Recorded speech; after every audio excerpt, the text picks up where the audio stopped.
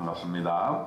오늘은 고라와 다단과 아비람의 반역에 대해서 말씀드리겠습니다. 민수기 16장 1절로 2절에 보면은 레위의 증손 고핫의 손자 이스할의 아들 고라와 르우벤 자손 엘리압의 아들 다단과 아비람과 벨렛의 아들 온이 당을 짓고 이스라엘 자손 총회에서 택함을 받은 자 곧 회중 가운데에서 이름 있는 지휘관 250명과 함께 일어나서 모세를 거스르니라. 민수기 16장에는 이스라엘 역사 가운데서 광야에서 반란이 일어난 사건을 기술하고 있습니다. 주동자는 고라였습니다. 고라. 그리고 그와 함께한 사람들이 다단, 아비람, 온이 나름대로 당을 지었다 그랬습니다. 당을 지어서 백성들의 지휘관 250명과 함께 당을 지어가지고 모세에게 도전을 했습니다. 그들이 내세운 명분은 이것이었어요. 첫째로는 너희가 분수에 지나도다. 즉 모세가 분수에 맞지 않게 자기를 높였다는 거예요. 그래서 그 지도자의 권위에 대해서 도전을 한 것입니다. 두 번째로 그들이 또 주장한 것은 모세만 뭐 하나님 만났냐? 우리도 회중 개개인이 다 거룩하고 여호와께서 그들 중에 계시기 때문에 모세 말고도 우리도 할 수 있다라고 하는 것입니다. 이것도 마찬가지로 지도력에 대한 도전이죠. 그리고 세 번째로는 모세가 여호와의 총회 위에 스스로 높인다는 것이죠. 모세의 권위는 하나님께로부터 온 것이 아니라 자기 스스로가 높아진 것이다 라는 것이죠. 자, 이것은 기본적으로 모세에게 도전을 한 것이지만은 사실은 모세를 선택하시고 백성의 지도자로 삼으신 하나님께 대한 도전이자 반역이다 이렇게 볼 수가 있겠지요. 자, 이러한 정말 절체절명의 어려운 사건이 이 민족 중에서 일어나게 되었을 때 모세는 어떠한 태도를 취했을까요? 아주 간단합니다. 모세는 먼저 들었습니다. 그 반란자들이 하는 말을 다 듣고 나서 행동을 취했는데 어떤 행동을 취했는가? 그것에 대해서 뭐 반론하거나 논쟁하거나 싸우거나 뭐 힘으로 무력으로 억압을 하려고 한 게 아니라 성경에 보면은 엎드렸다 그랬어요. 엎드렸다. 이건 뭡니까? 하나님 앞에 엎드리고 사람 앞에 엎드리고 그렇게 해서 하나님이 이 문제를 해결해 주시도록 기도했다라고 하는 것입니다. 자, 반란이 일어났을 때에 그들에게 고개를 뻣뻣이 들고 맞서다가는 어떻게 됩니까? 모세가 당할 수 있습니다. 활을 맞을 수 있고 칼을 맞을 수가 있습니다. 엎드려야 됩니다. 하나님 앞에 엎드려야 됩니다. 하나님께 엎드리게 되면 모세가 스스로 그것을 진압하는 것이 아니라 하나님께서 진압을 해 주시는 것입니다. 자, 이렇게 기도를 하고 나서 모세가 이 문제를 해결하기 위해서 제안을 합니다. 자, 그러면 누가 하나님께로부터 온 사람인가? 하나님이 누구를 선택하셨는가? 이것을 한번 하나님 앞에서 겨뤄보자 하는 것이죠. 각각 향로를 가져오게 했습니다. 250개의 향로를 가져오게 하고 모세와 아론의 향로를 가지고 회막문 앞에 섰습니다. 자, 그러자 하나님의 놀라운 일이 일어나게 된 것입니다.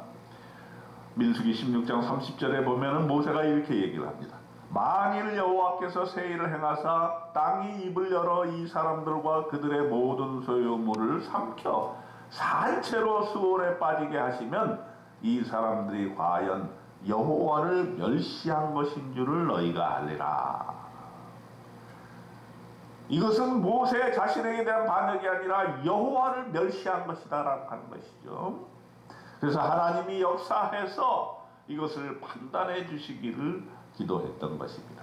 야, 이 말이 마치기 전에 그들이 섰던 땅바닥이 갈라지면서 하나님의 심판이 고라에게 내려오게 되었습니다. 민수기 16장 32절로 33절에 보면은 땅이 그 입을 열어 그들과 그들의 집과 고라에게 속한 모든 사람과 그들의 재물을 삼키매 그들과 그의 모든 재물이 산채로 스올에 빠지며 땅이 그 위에 덮이니 그들이 회중 가운데서 망하니라. 여호와께서 심판을 하신 것이죠. 여호와께로부터 불이 나와서 분향하는 250명의 반란 지도자들을 다 불살라 버렸던 것입니다. 하나님께서 직접 심판을 하신 것이죠. 그리고는 여호와께서 명령을 하십니다. 그들이 가져온 그 향로들을 쳐서 제단을 쌓는 철판을 만들어라. 아론의 아들 엘리야살에게 명령을 하십니다. 이렇게 철판을 만든 이유는 이러한 반란이 다시는 이스라엘 백성에게 일어나지 않도록 이스라엘 자손에게 증표가 되게 하기 위함의 것입니다. 그래서 이후로는 아론의 자손이 아닌 다른 사람들은 여호와 앞에 분향하러 가까이 오지 못하게 하기 있었던 것입니다. 하나님께서는 여기에 그치지 아니하시고 이 반란에 가담한 백성들을 다 멸하시기를 원했습니다. 회중이 모여드니까 또 모세와 아론을 회중들이 치고 도전하게 되었을 때 구름이 회막을 덮었습니다. 여호와께서 임재하신 것이죠. 그래서 여호와께서 이 반란한 회중들을 다 죽이려고 하셨습니다.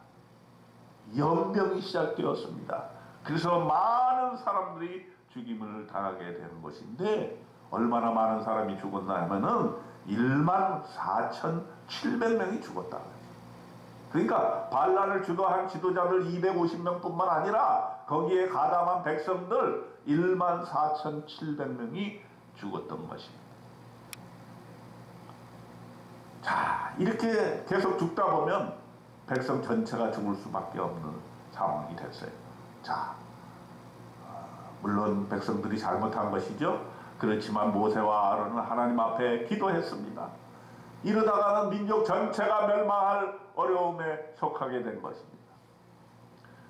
그래서 아론이 모세의 명을 따라 향로를 가지고 회중에게로 달려가서 백성을 위해서 속죄합니다. 하나님 잘못했습니다. 이 백성을 용서하여 주시옵소서. 이렇게 하나님 앞에 매여 달릴 때 하나님이 그 뜻을 돌이키시고 연병을 그치게 하셨습니다. 자, 민수기 16장에서 하나님께서 주시고자 하는 오늘날 우리에게 주시는 메시지는 무엇입니까? 하나님께 대해서 도전하는 그 도전은 죽임을 당할 수밖에 없는 이러한 도전이다 하는 것이죠. 그것은 여러 가지 형태로 나올 수가 있습니다. 하나님의 지도자에 대한 반역이 올 수가 있고, 또 백성들의 원망이 올 수가 있고, 또 적과 꿀이 흐르는 땅에 빨리 들어가지 못하는 그러한 조급함에서 오는 것일 수가 있습니다. 그 모든 것은 하나님께 대한 반역인 것입니다. 그러므로 우리는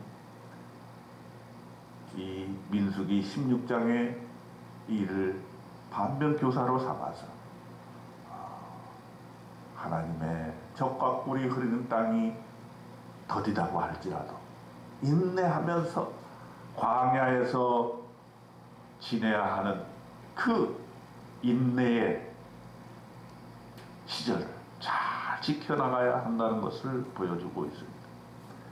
또 우리 인생에, 우리 민족에게 이렇게 반란과 같은 어려운 일들이 생겨나게 될 때 우리는 어떻게 해야 되는가? 하나님 앞에 엎드려서 기도해야 된다는 것입니다. 모든 인간적인 수단과 방법을 동원하여서 그 문제를 해결하려고 한다 할지라도 그 문제가 해결될 수 없는 것입니다. 오로지 하나님만이 그 문제를 해결해 주실 수 있다는 것을 생각하고 우리는 하나님 앞에 엎드려 기도하여서 하나님이 우리를 구원해 주시고 살려 주시기를 위해서 우리는 오늘도 기도해야 할 것입니다. 이 민족을 위해서, 이 세계를 위해서, 이 땅 위에 벌어지고 있는 많은 어려운 일들을 해결하기 위해서 우리는 하나님 앞에 무릎 꿇고 기도하는 저와 여러분 되시기를 주님의 이름으로 축원드립니다.